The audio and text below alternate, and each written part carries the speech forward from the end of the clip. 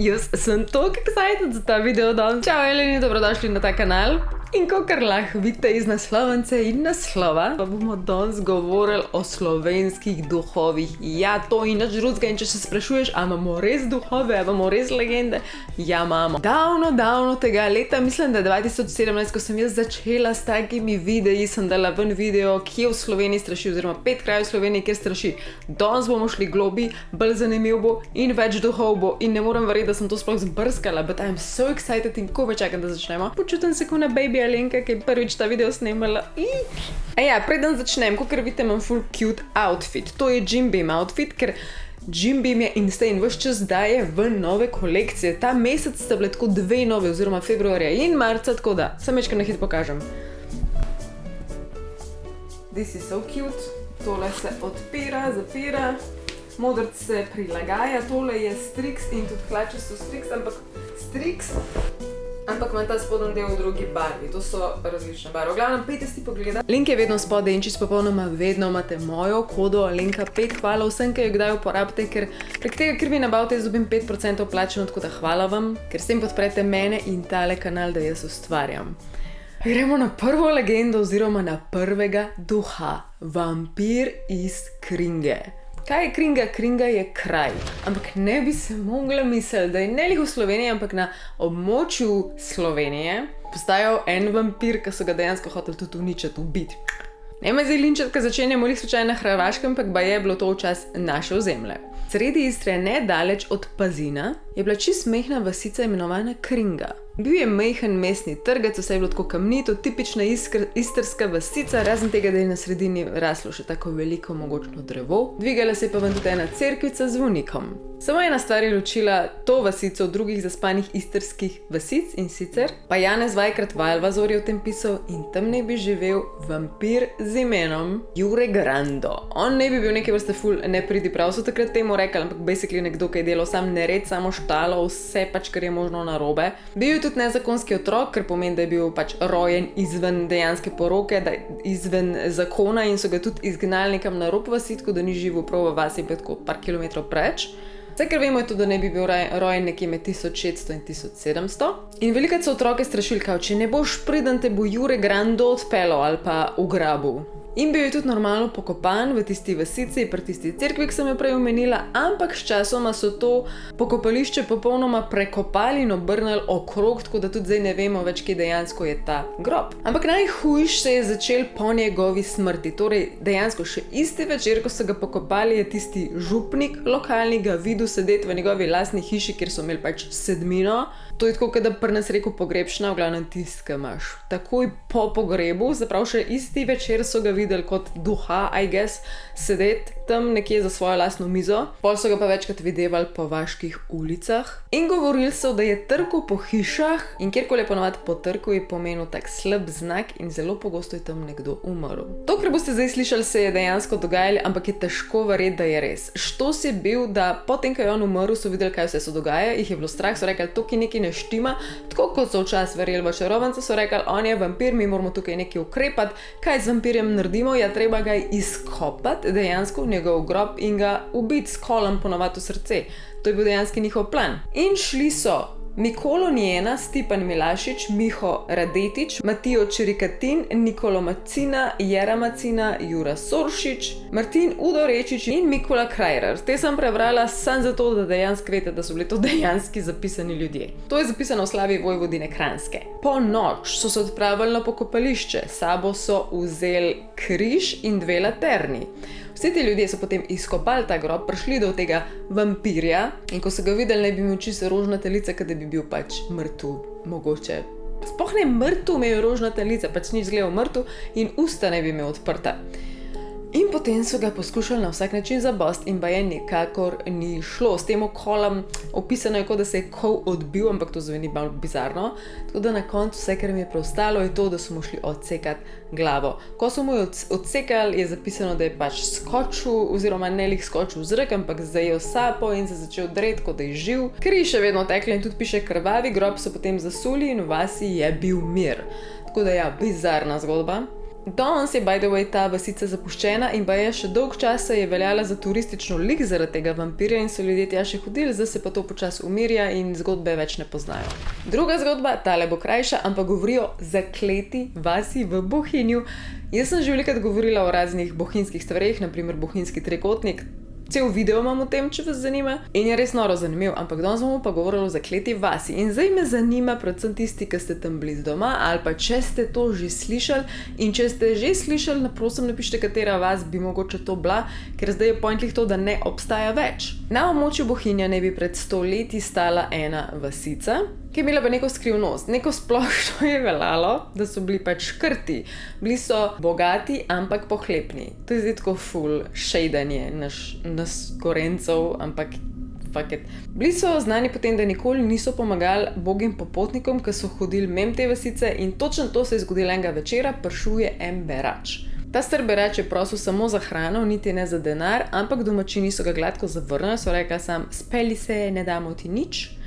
In isti moment je on tako dvignil roke proti nebu in jih je zaklel. In lahko si predstavljate, nekaj šlo narobe. Kdorkoli že ta berač bil, problem je, da čez noč se je tam zgodila orjaška nevihta. To pa je bilo res sodni dan, do te mere, da naslednjo jutro ni bilo več vasi. Ne samo, da bi bil tak hod neurje, ampak vasica je bila zradirana, ni več obstajala, ljudi ni bilo, vse kar naenkrat je zginilo. Tako da, kdo bi o tem pripovedoval? Noben, ker nobenega več ni. Ne me spet napast, kako včeraj na TikToku jaz štekam, da so to pač mitološke zgodbice, da so to legende, tako da pliščili, jaz če o tem tako doživeto to pripovedujem, mi pač sam zanimivo, ne pomeni, da verjamem, ampak če kdo kaj več ve, pa vedno lahko, da kdo kaj več ve, pa valjda napište, ker je ful zanimiv. V glavnem, ostale so le še ruševine te vasi in šepetanje vetra, ki ponoč zvenijo kot glasovi izgubljenih duš. Eni domačini pravijo, da so na tem območju ponoč videli sence ljudi, ki jih ni več, in da se slišijo čudni zvoki, kot bi nekdo jokal pod zemljo. Tretja legenda oziroma tretji duhovi, polnočna povorka na Ljubljanskem gradu. A je kdo kdaj že ponoč slišal kakšne zvoke, ki prihajajo iz Ljubljanskega gradu? Pa da to valjda niso živi ljudje. Najprej treba vedeti, da v 17. in 18. stoletju grad ni bil neka fancy graščina, ampak vojaška postojanka in posledično tudi zapor. Zapor, ki je imel velike celice za več zapornikov naenkrat, ki je imel majhne celice za kakšne bolj specifične zapornike, imel je mučilne naprave in imel je grajski stol, po katerega so zapirali oziroma zaklepali ljudi prav v okovih, harš. Eden izmed zapornikov, by the way, je bil tudi Ivan Cankar, ne vem, če se to spomnite, leta 1914.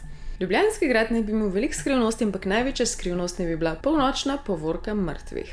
Stara legenda pravi, da se točno ob polnoči izza zidov gradu sliši šepetanje, koraki in zvok oklepov.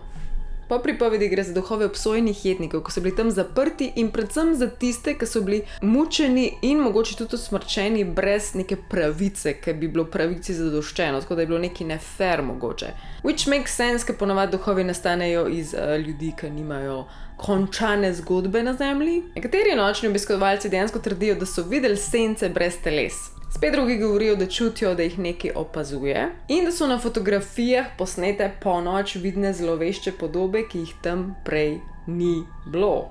To moram preveriti, ker sem bila študentka, sem ful enkrat fotkala polnoč na Ljubljanskem gradu, mogoče manj kaj na fotkah. Ti pa napiši v komentarja, bi si upal noč preživeti na Ljubljanskem gradu, pa brez lučk. Četrta legenda in duhovi, ne moreš si misliti, govori o morju, o Strunjanskem zalivu, v Mesečevem zalivu in v morskih dekalcah. A je možno, da slovensko morje skriva nekaj, kar ni človeško?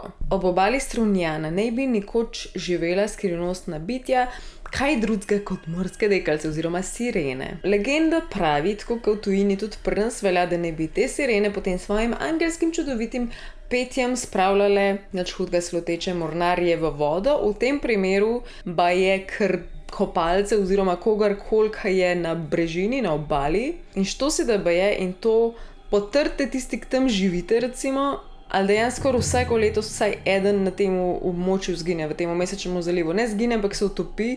A se to dogaja, ali je to vse skupaj fake? Ker fora je, da ko sem jaz hotela več razbrati v tej legendi, oziroma koliko je stara, iz kje izvira, kaj se je dejansko zgodilo, sem našla samo en Facebook jezen zapis mogoče ga sem najdla, mogoče sem spomnila, ker je neka agencija ali nekdo je ful jezno govoril, da kdorkoli že govori to zgodbo o sirenah v Avstralijanskem zalivu je čisti bullshiter in je izmišljena zgodba in hoče samo pač imeti ture oziroma dobiti ljudi, da jo hodijo z njim na te ture in da je fake. Tako da, povejte, če tisti, ki veste, ki tam živite. Kaj pa glede duhov? Ljudje so poročali, da so slišali petje, čeprav ni bilo nikogar na obali in da so v valovih videli čudne postave, ki so izginile v globino. Peta legenda oziroma peti duh. Čarovniška prekletstva iz velikih lašč. A je kdo iz velikih lašč? Vedno tisti, ki ste s tem, ali pa kakaj veste, napište. Velike lašče so znane po čarovniških procesih tam iz 17. stoletja. In zdaj, če si lahko mislite, da so pri nas tudi na našem ozemlju, da so obstajala ta sojenja čarovancem, da so čarovance obešali, sežigali, utapljali, tudi pri nas. Vsi poznamo tiste scirkance, ampak najbolj znana legenda pa govori o Marjeti z vrha. Njo so obtožili, da je svojo magijo povzročala bolezni ljudem in uničevala pridelk kmetom. In preden ne bi jo smrtili, tudi izrekla svoje prekletstvo na ta kraj, valjda iz jeze, ampak v bistvu ta legenda pripoveduje, kot da dejansko je bila čarovnica, zato ker še danes baje ne bi bili tam kdaj pridelki nepojasnjeno slabi oziroma ne bi neka smotana nesreča doživela te kmete, da bi bil pridelek slabši, zdaj ali to vreme ali kakšno žival ali bilo kaj, naj napišejo tisti, ki tam živijo, če je sploh res, ali je samo pripovedka ali je pač neka. Ne bi se dogajale nenadne bolezni pri živini, požari brez razlage in čudni viharji. In vse to ne bi bil valjda duh Marjete z vrha. Šesta legenda, bomo govorili o pošasti iz snežnika. Za to legendo ste me včeraj linčali na TikToku, ko sem jo povedala tako, da je res, čeprav logično, če je legenda. Veš, da ni res, gre legenda, mislim, halo. In me kar kregate, ojoj, čemu ti verjameš, no shit, it's a legend, da ste vi hodili v osnovno šolo. Ampak ta je res ful zanimiva, ker je besti tako kot slovenski jeti. A je možno, da v slovenskih gorah preži neznano bitje?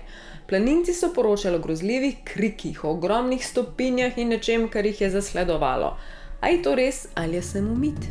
Legenda pravi, da globoko v gorah in hribih snežnika, tako da spet pišete tisti, ki ste dejansko s tem, preži en tak slovenski jeti, neka mutacija medveda. Nekaj, kar ne bi smelo obstajati. Planinci in lovci so skozi desetletja poročali o nenavadnih zvokih, ki spominjajo na mešanico živalskega tuljenja in človeškega kričanja. Najdevali so tudi stopinje.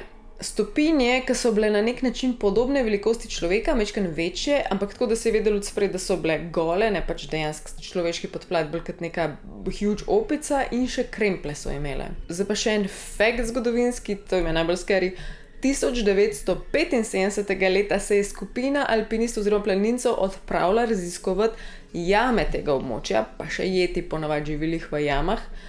In ko so to raziskovali, je šlo nekaj narobe in jih je šlo potem reševalne ekipe iskati in ko so jih našli nekaj časa kasneje, so bili celi posrani, prestrašeni, premraženi in ko so začeli govoriti, kaj se jim je sploh zgodilo, drugi niso mogli verjeti, kaj opisujejo, ker so opisovali neko mutacijo medveda. Eni so mislili, da je pač neka mutacija medveda, drugi so mislili, da je šlo za nek poskus iz časa Jugoslavije, ker takrat je Jugoslavija delala določene poskuse in da je bil to en izmed teh skritih eksperimentov, o katerem pač mi nič ne vemo. V glavnem ne vemo, povejte, če kaj več o tej legende veste tisti, ki ste domačini, so mi pa že včeraj pisali, da poznajo to legendo, ampak da načeloma je bullshit in nikoli niso srečali nič. Ampak če pa je kdo kaj, ne pa sploh napiše. Sedma legenda je ena, ki smo jo pri meni že obdelali, če se bom spomnila, bom tle nek nalimala link in sicer bela štoparka oziroma duh bele štoparke iz Hude luknje. Ne samo, da sem o njej govorila, jaz sem tam bila. Meni je tam ful scary. Vsakič, ko se peljem tam z avtom, čez tisto območje, me je strah. Tako da danes ne bom šla v detajle več o tem duhu, ampak gre za lepo damo, lepo žensko oblečeno v belo, mislim, da ima temna dolge lase, načeloma štoparka, ki tam na tisti dolgi vijugasti liniji ceste štopa in potem v avtu izda, da je duh, oziroma reče, da je itak umrla že davno tega in potem pač načeloma se zaletiš, zato je tam tudi precej nesreč. Eni so mi že takrat pisali, da imajo izkušnje s tem, ker je full scary, eni ste pisali, da je bullshit, zdaj me strah ratuje, tisti až kurjo pot začne dobivati in V glavnem gre za najožji del soteske reke Pake na severozahodnem robu Šaleške doline, kjer se skriva jama Huda luknja. Sploh pa, da je šel v jamu, tam je ful scary, ali pa zraven kaj un tunel, jaz pač čista tema, it's terrible, it's horrible, pač grem 100 metrov in pa me pred strah in grem nazaj. 8. legenda, hudičev Turn. V neposredni bližini razvalin dvorca Soteska v občini Dolenjske Toplice. To je tam, mislim, jaz sem šla že parkrat mimo in enkrat sem se celo stavila, ker mi je tako hud, cel je obraz z bršljanami in cel je tak zaraščen in scary in razvalina je. In tam sem se mimo vozila, ponovadi sem šla proti Kolpi nekam ali pa po neki cesti tudi na morje in je res lep. In nisem vedela, da ima svojo zgodovino oziroma svojega duha. Oziroma bolj pravilno, vrtni paviljon Hudičev Trn je pač mečkam preč od te razvalin in je bil grajen v 17. stoletju in tukaj krožijo različne zgodbe. Ena od legend prav, da je tamkajšnji soteški graščak dal kazati. Pazi to, da mu pripada vsaka novoporočena ženska, torej, ko se ženska poroči, preden sploh spi s svojim možem prvo noč, ker veste, da je prva noč to pomembna noč, mora spati z njemu. In verjamem, da so bili moški razjarjeni, ženske popizdevale, ampak ja, to je on razglasil, mogli so mu ugajati, ampak ker niso vedeli, kako drugače to prekiniti in jim je bilo tako bizarno, so ga kmeti prekleli in ta paviljon poimenovali Hudičev Turn. Jaz mu čist prvoščen, ker to je res nesti. 9. legenda že, bitja z rogovi, repi in žarečimi očmi. Zdaj se pazite tisti, ki živite tako blizu gozda, kakor jaz, ker vas bo mogoče malo strah. Ob pokopališču na robu občine Benedikt, vi povejte, v Slovenskih Goricah stoji zlodejev gozd.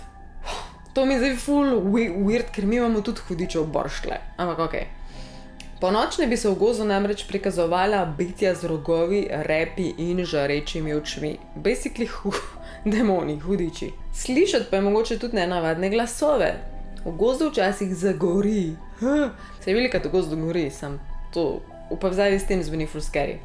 In zgodba pravi, da naj bi okoli teh ognjev plesali peklenščki, zato je gozd tudi dobil ime Zloudjova puša. Zloudjova puša, ko se to prebere. Zloudjova puša.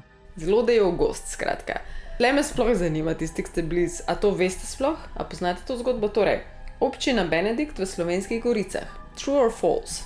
Imamo še 2 kratke legende. 10. legenda. Duh deklice. V Sloveniji imamo grad Pišeče, nahaja se na Kozjanskem in jaz sem tudi o tem gradu že govorila, ampak govorila sem o pišečkem gospodu, ki je bil nek ful zloben in do svojih podložnikov in zdaj sem zvedela, da je tam še duh deklice. Pišeče na Kozjanskem, tam naj bi strašilo v velikem romanskem stolpu, kamor naj bi lastnik pred stoletji zazidal mlado deklico.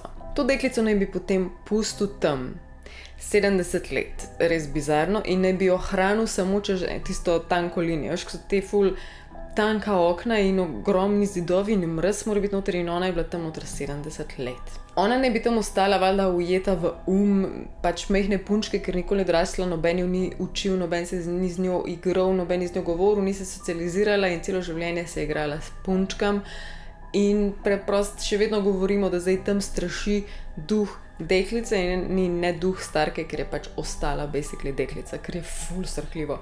Zdaj od vsega bi mi bilo najbolj strah iti v ta romanski stolp. In še zadnja dodatna legenda, bom rekla, z naslovom Vzdihi, tožbe in kriki. Tudi grad Negova v bližini Gornje Radgone. Kako se spet? Negova, kako se prebere? Znemuje ga zanimiva zgodba. Skratka, tamkajšnji gospodje oziroma neke vrste plemstvo so imeli v cerkvi neke svoje klopi. To se še zdaj kdaj dogaja, da imajo ljudje v cerkvi zakupljene svoje klopi, tako da določene stvari se ne spreminjajo, ampak takrat je bilo to toliko bolj strogo.